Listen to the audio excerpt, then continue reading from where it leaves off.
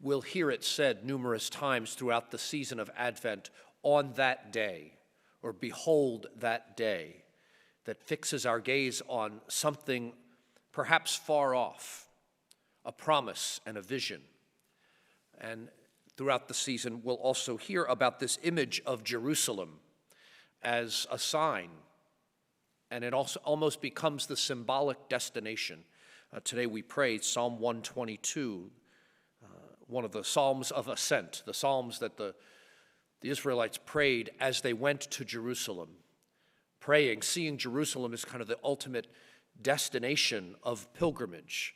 And even today, Jerusalem stands as a symbol, as a sign, the holy city.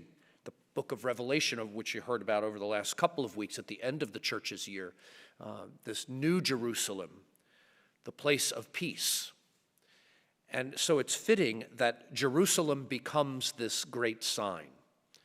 Today, Jerusalem is a place of holiness, but it's a place where peace is fragile at best most of the time.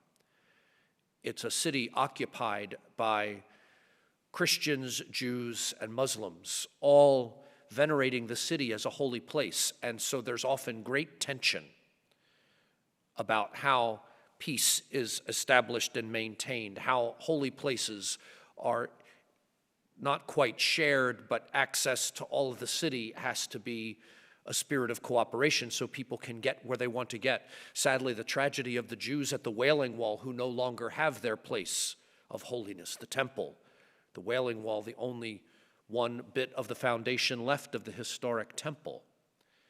And tragically, even for us Christians, Jerusalem is a place of fragile peace.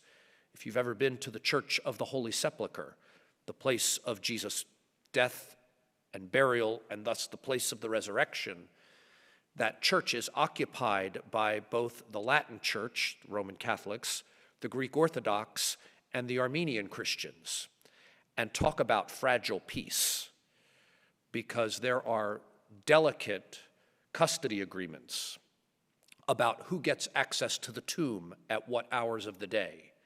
And if one group goes over their time, the other clergy are there ready to start shoving and pushing them out, right there at the holiest spot of all of Christianity, the site of the Lord's death, burial, and resurrection.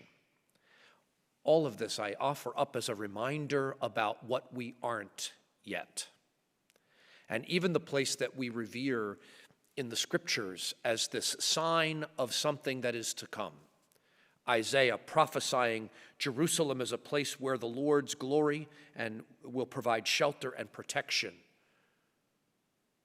where we see ourselves in some vision of heaven, the new Jerusalem.